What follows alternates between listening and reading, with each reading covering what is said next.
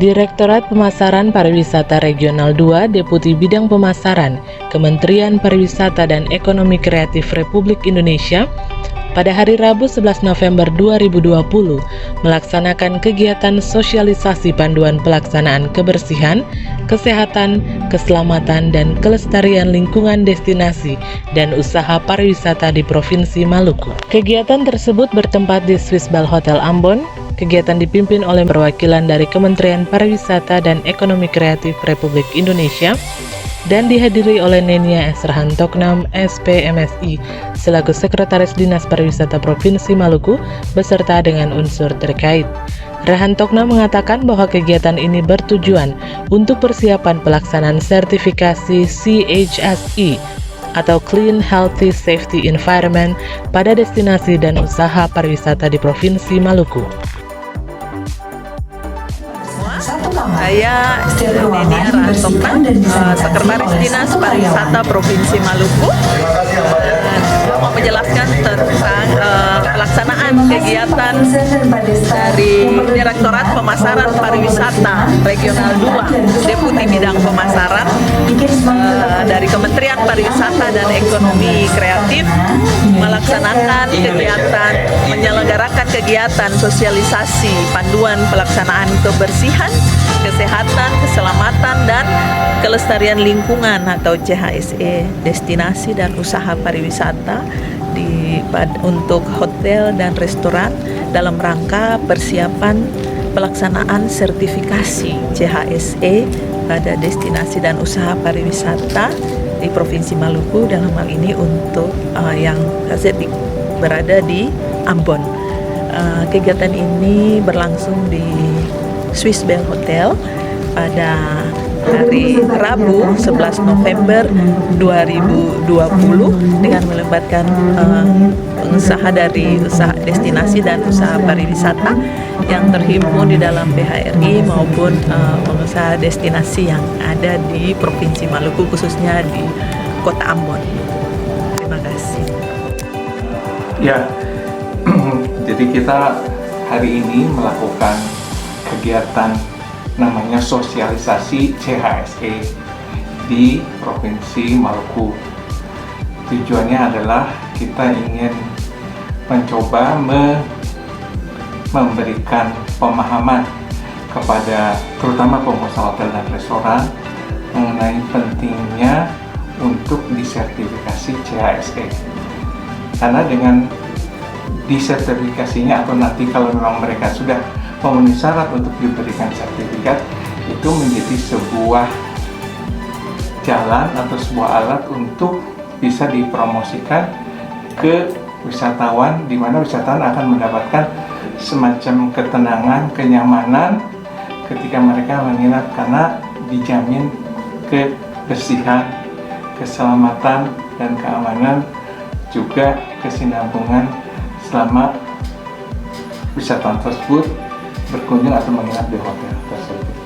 Jadi dalam hal ini bahwa protokol kesehatan yang menjadi kewajiban dari sebuah hotel untuk senantiasa diterapkan sudah distandarisasi atau sudah disertifikasi oleh lembaga independen, yaitu Sukopindo, yang dikerjasamakan dengan Kementerian Pariwisata atau Kementerian Pariwisata menggandeng Sukopindo untuk mensertifikasi CHSE di hotel-hotel dan restoran. Dan ini sekali lagi dikatakan sebagai alat untuk menjamin bahwa protokol kesehatan sudah benar-benar diterapkan di hotel atau restoran tersebut.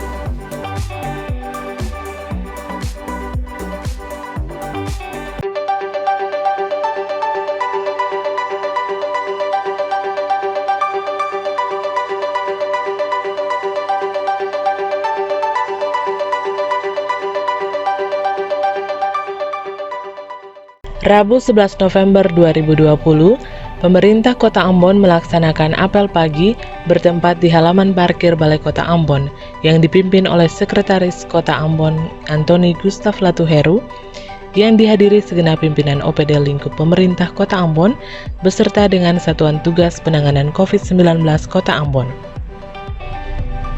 Latu Heru dalam arahannya menyampaikan, PSBB transisi belum usai. Saat ini kita memasuki hari ketiga PSBB transisi ke-9. Karena itu, waktu yang ada tidak boleh disia-siakan. Pemerintah Kota Ambon harus tetap melaksanakan operasi justisi agar masyarakat semakin sadar akan pentingnya penerapan protokol kesehatan. Selain itu, ia juga membahas terkait pedagang yang membludak di pasar akibat dari relokasi yang dilakukan. Dapat diketahui bahwa para pedagang tidak menempati 3 tempat yang sudah disiapkan pemerintah untuk berjualan, sehingga menghambat jalannya transportasi di daerah Pasar Mardika. Tugas kita belum selesai, ya. PSBB transisi kita baru masuk di hari ke-3, ya, transisi ke-9. Itu berarti kita masih punya waktu lagi, ya, kurang lebih 4 tambah 7. Ya, 11 hari lagi transisi ke-9 ini kita jalani. Karena itu kita tidak sia-siakan waktu, kita terus melakukan tugas-tugas itu. Jika mungkin, kita bukan cuma operasi pagi, ya, kita mungkin juga akan operasi di waktu sore. Jika mungkin, kita mungkin tidak di jalan, kita juga akan turun ke pasar dan sebagainya. Dan ini peran kita luar biasa, kelas kalian. Ya, Pol PP termasuk teman-teman kita dari Indah, ya kadang kewalahan juga untuk mengatasi pasar. Tapi setelah ditunjang, ya, dibantu oleh tim PSBB, tim pengendali PSBB dan juga tim operasi justisi, ternyata semuanya jadi ringan. Kita atasi bersama, terutama di pasar yang hari-hari ini ya sangat luar biasa. Nah, mari kita terus semangat untuk bisa melaksanakannya. Kita sementara konsultasi di kalangan tim pengendali ini, bagaimana cara sebaiknya kita mengatasi moda transportasi, baik itu roda 2, roda 3, roda 4 dan seterusnya. Sebab tingkat pelanggaran yang masih tinggi adalah pada moda transportasi. Nah, kita terus akan cari solusinya agar betul-betul apa yang kita lakukan ini mereka taat. Ya, kita agak sedikit kewalahan soal penanganan ini, tapi kita akan diskusi bersama dengan mendapatkan masukan dari berbagai pihak. Langkah-langkah yang kita ambil itu bisa cepat mengatasi, ya, masalah-masalah yang walaupun kita sadar karena terminal ini juga sekarang sudah agak sedikit, ya, begitu akibat dari pedagang yang membludak. Setelah ditertibkan, mereka tidak relokasi. Tempat kita sudah siapkan di Pasok, kita sudah siapkan di Warasia, ya, kita sudah siapkan di Wainitu, kita juga siapkan di Batu Kantong, ya, tapi mereka tidak masuk. Memang Pasar Mardika ini punya daya tarik tersendiri kepada para pedagang. Ya, kita berharap secepatnya ini bisa selesai, supaya tidak lagi kita menghadapi pedagang yang seperti ini. Ya, yang kita hadapi begitu karena memang mereka upayakan mendekatkan diri dengan pusat aktivitas lainnya. Karena situ ada terminal. Ya, di Pasok juga ada terminal, cuma terminal luar kota, bukan terminal dalam kota. Nah, kita terus cari solusi untuk mengatasi soal ini. Yang terakhir, tambahan dari saya. Kita punya terus berjuang, ya, kita terus menjaga eksistensi kita. Ambon ini sebagai kota musik.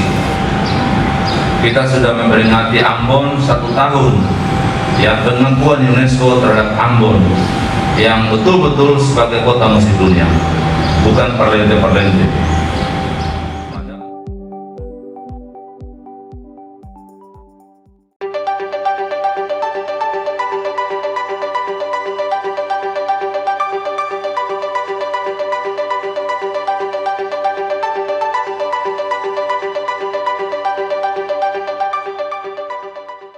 Kementerian Pendayagunaan Aparatur Negara dan Reformasi Birokrasi Republik Indonesia melaksanakan tindak lanjut evaluasi pengelolaan SPAN Lapor sebagaimana hasil fokus group discussion pada bulan Juli sampai dengan Oktober 2020 bekerja sama dengan pemerintah Provinsi Maluku sebagai wakil pemerintah pusat di daerah.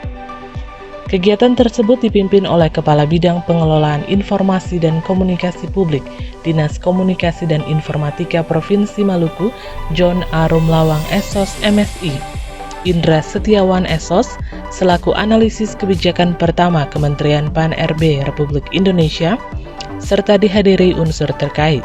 Rapat juga dilaksanakan secara virtual. Seusai kegiatan tersebut, Indra Setiawan mengatakan kepada Diskominfo Channel bahwa kegiatan ini merupakan evaluasi tindak lanjut monitoring dan evaluasi pada 7 Oktober 2020, juga untuk menyampaikan progres pengelolaan pengaduan yang dilakukan kabupaten kota di Provinsi Maluku untuk mengetahui kendala yang dihadapi dan mencari solusi sehingga pengelolaan pelayanan kepada masyarakat di tahun 2021 nantinya bisa lebih baik.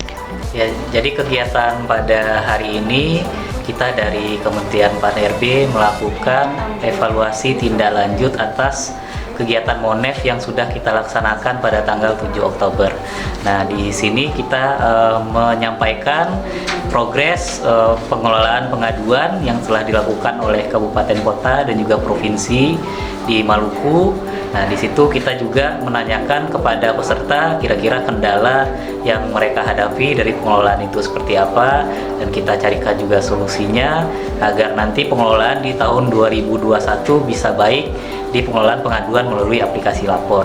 Nah, nanti diharapkan dengan pengelolaan pengaduan yang baik itu, masyarakat bisa dilayani dengan baik, komentar ataupun komplain ataupun permintaan informasi masyarakat bisa diselesaikan dengan waktu yang cepat, sehingga nanti perbaikan pelayanan publik bisa tercapai dan masyarakat bisa puas dengan kinerja pemerintah, khususnya di pemerintah Provinsi Maluku. Mungkin itu kegiatan pada hari ini, dan juga kami menyampaikan terima kasih kepada pemerintah Provinsi Maluku telah menerima kami dengan baik, telah memfasilitasi kegiatan pada hari ini, dan juga terkhusus kepada Diskominfo Provinsi Maluku, kami telah diterima, sudah juga difasilitasi dengan kehadiran kabupaten kota, sehingga diharapkan pengelolaan pengaduan oleh Provinsi Maluku dan kabupaten kota di lingkupnya bisa mengalami perbaikan di tahun 2021. Sekian dari saya, terima kasih.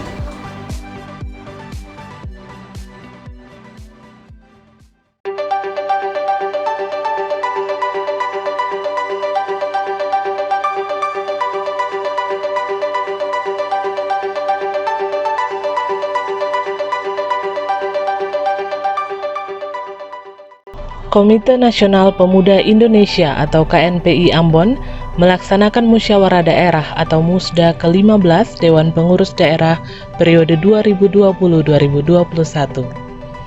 Dialog publik dalam rangka Hari Pahlawan bertemakan Pahlawanku Sepanjang Masa, kolaborasi dan sinergitas peran pemuda bersama pemerintah membangun kota yang ramah kaum muda.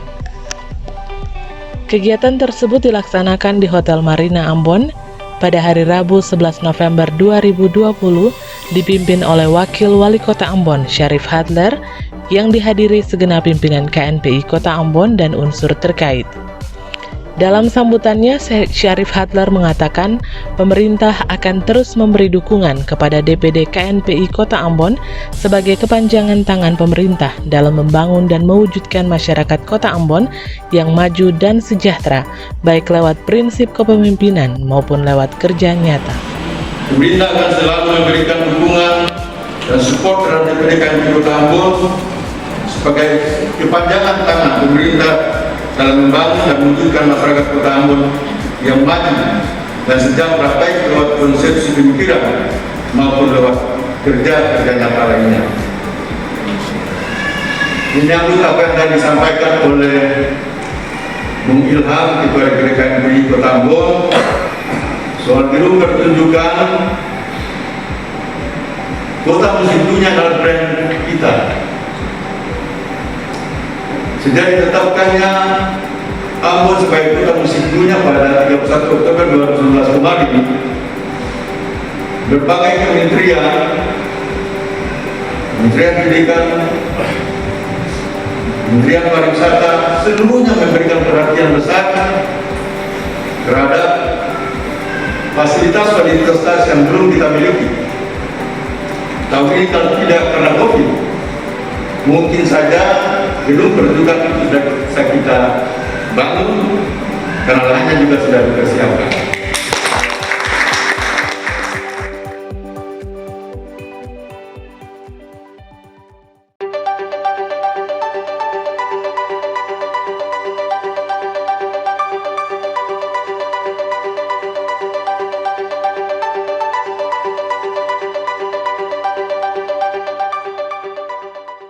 Pemerintah Kota Ambon melalui Satuan Tugas Penanganan COVID-19 Kota Ambon melaksanakan operasi justisi pada hari ketiga pelaksanaan PSBB transisi tahap ke-9, Rabu 11 November 2020.